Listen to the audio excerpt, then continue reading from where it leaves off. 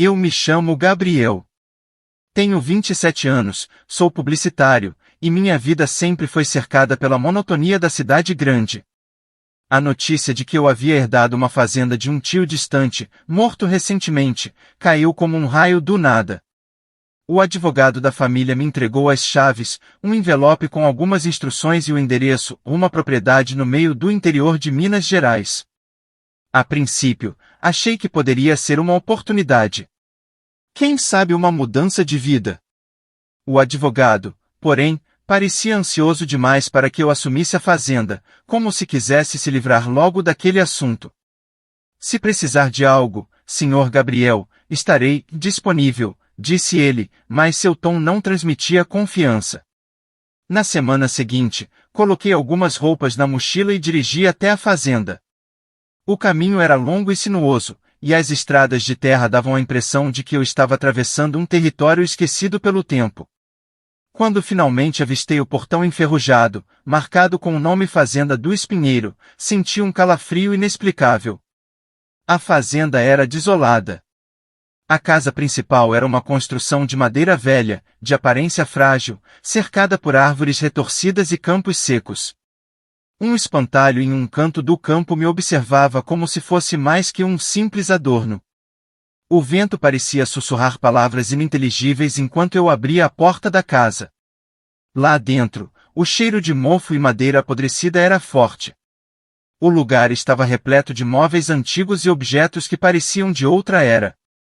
No centro da sala, uma foto antiga de um homem de rosto severo me encarava. Tio Arlindo, pensei. Ele era o dono da fazenda antes de mim, um homem recluso de quem pouco se sabia. Na primeira noite, eu mal dormi. O barulho constante de passos no andar de cima me mantinha alerta. Subi com uma lanterna, mas não havia ninguém. As janelas batiam com o vento, e o som de algo arranhando a parede do lado de fora fazia meu coração disparar. Eu estava sozinho. Pelo menos, era o que eu tentava acreditar. No dia seguinte, comecei a explorar o terreno. Descobri que a fazenda tinha um cemitério escondido, coberto de mato alto e pedras quebradas. Algumas lápides tinham datas tão antigas que mal consegui ler. Uma delas, no entanto, me chamou a atenção. Estava mais preservada, como se alguém ainda cuidasse dela. Gravado na pedra, apenas um nome, Ezequiel. Enquanto eu limpava a lápide, ouvi algo. Um som rouco, como um suspiro próximo ao meu ouvido. Virei-me rapidamente, mas não havia ninguém. O céu começou a escurecer, e senti que era melhor voltar para casa antes que algo mais estranho acontecesse. Naquela noite, os eventos tomaram um rumo ainda mais sombrio. Às 3 da manhã, fui acordado por um som alto vindo do andar de baixo. Quando desci, vi que a porta da frente estava aberta.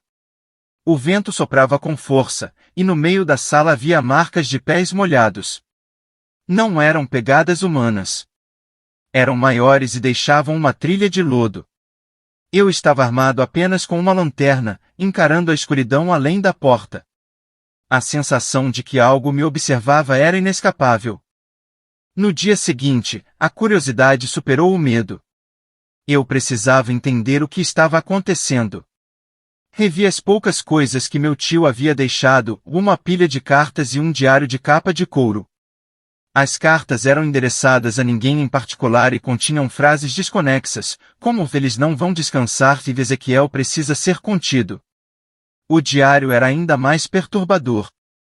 Arlindo descrevia como a fazenda parecia viva, como se algo maligno estivesse enraizado naquele solo. Ele falava de Ezequiel como uma entidade que o atormentava, mas nunca dizia o que exatamente Ezequiel era. Uma frase, porém, ficou gravada na minha mente: se você ouvir seu nome, nunca responda. Com essas palavras ecoando na minha cabeça, fui até o cemitério novamente. As árvores pareciam mais sombrias, como se estivessem se inclinando para me observar.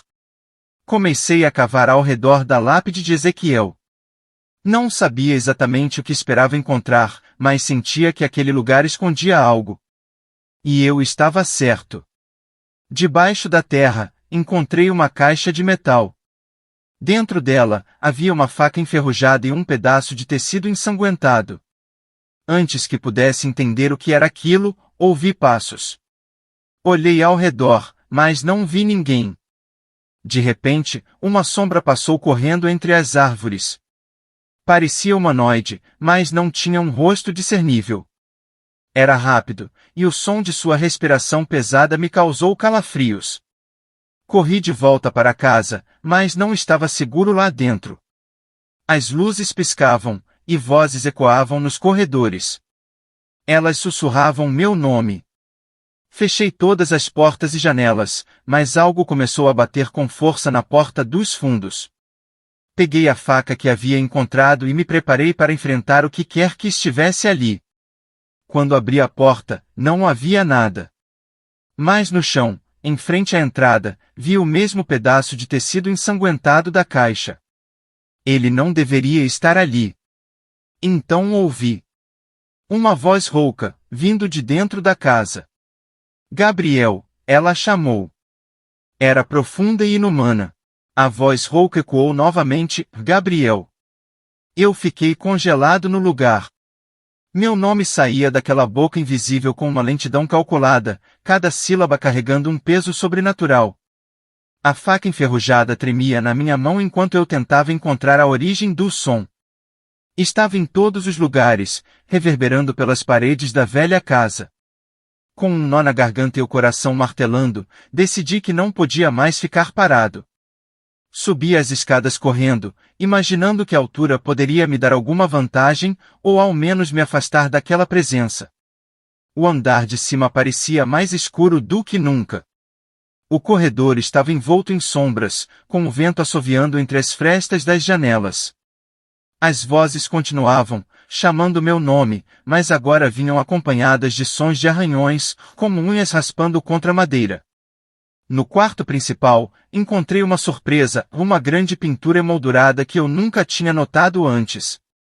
Mostrava uma figura de costas, usando um chapéu largo, olhando para o que parecia ser o cemitério da fazenda. A figura estava rodeada por uma névoa sinistra, e algo na pintura parecia vivo. Era como se a imagem pulsasse levemente, respondendo à minha presença. Na parte inferior da moldura, uma inscrição, Ezequiel observa. Ezequiel espera. O que você quer de mim? Gritei, mais para o vazio do que para algo específico. Minhas palavras se dissiparam no silêncio, mas então, algo respondeu. A pintura começou a escorrer, um líquido preto viscoso fluía pela moldura, pingando no chão.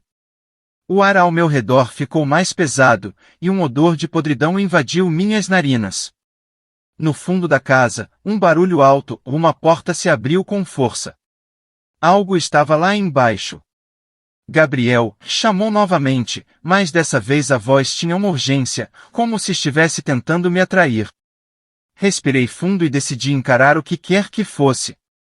Desci as escadas lentamente, com cada passo rangendo sob meu peso. Na sala, vi a porta dos fundos aberta, balançando ao vento. No chão, as marcas de pés molhados que eu havia visto na primeira noite reapareceram, mas agora estavam acompanhadas de garras. Segui as marcas até o corredor que levava ao porão. O porão. Eu ainda não tinha explorado aquele lugar. Algo em mim sabia que era onde as respostas estavam, e também onde a coisa que me perseguia se escondia. Empunhando a faca enferrujada, abri a porta para o porão. O cheiro de mofo e terra úmida era insuportável. A luz fraca da minha lanterna iluminava as escadas de madeira, que rangiam sob meu peso.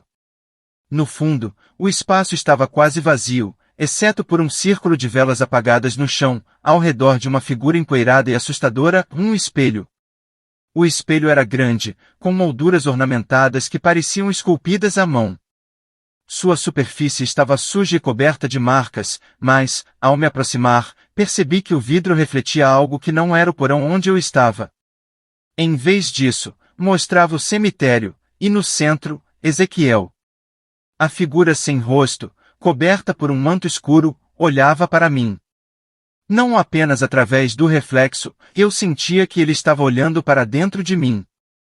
Por que está aqui? Perguntei em um sussurro. A resposta não veio em palavras, mas em visões. O espelho mostrou cenas do passado. Ezequiel era o antigo dono da fazenda, um homem poderoso e cruel que fazia rituais para prolongar sua vida. Ele tinha sacrificado pessoas, enterrando-as no cemitério para alimentar o solo amaldiçoado. Quando os moradores da região descobriram, o lincharam e enterraram vivo em sua própria terra. Mas ele nunca se foi. Você abriu minha porta, a voz soou de novo, desta vez vinda do espelho. O vidro começou a rachar, e a figura de Ezequiel parecia se aproximar. Tentei correr, mas o reflexo se quebrou, espalhando pedaços que cortaram minha pele e soltaram uma névoa negra que rapidamente tomou conta do porão. A névoa era densa e pulsava, como se estivesse viva. De dentro dela, Ezequiel emergiu. Ele era grotesco, com a pele cinza como pedra rachada e mãos que terminavam em garras longas e afiadas. No lugar de olhos, 2 buracos negros que sugavam a luz. Eu sabia que não tinha chance de vencer, mas precisava tentar. Com a faca enferrujada em mãos, avancei. Ele se moveu rapidamente, como uma sombra que se materializava em diferentes pontos. Enquanto lutávamos, o porão começou a desmoronar. As paredes rachavam, e o chão se abria em fendas que pareciam não ter fim. Eu consegui acertar um golpe, enterrando a lâmina na carne apodrecida de seu braço. Ele soltou um grito ensurdecedor, mas isso apenas o enfureceu mais. Em meio ao caos, notei algo: o círculo de velas. O diário de Arlindo mencionava que Ezequiel era vulnerável dentro daquele círculo, pois representava o lugar onde ele havia sido enterrado. Com minhas últimas forças, empurrei a figura monstruosa para dentro do círculo e acendi as velas com fósforos que encontrei no chão. O fogo parecia contê-lo, e ele começou a se contorcer, soltando gritos que ecoaram pela casa inteira. Enquanto o porão desmoronava completamente, corri escada acima. A casa inteira tremia, e eu mal consegui sair antes que ela fosse engolida pela terra, junto com Ezequiel. Estava amanhecendo. Coberto de sangue e poeira, fiquei parado no campo, encarando o lugar onde a fazenda havia estado. A terra estava silenciosa, mas algo em mim sabia que o mal não havia sido derrotado completamente. Ele estava apenas adormecido, esperando outro tolo para recomeçar o ciclo.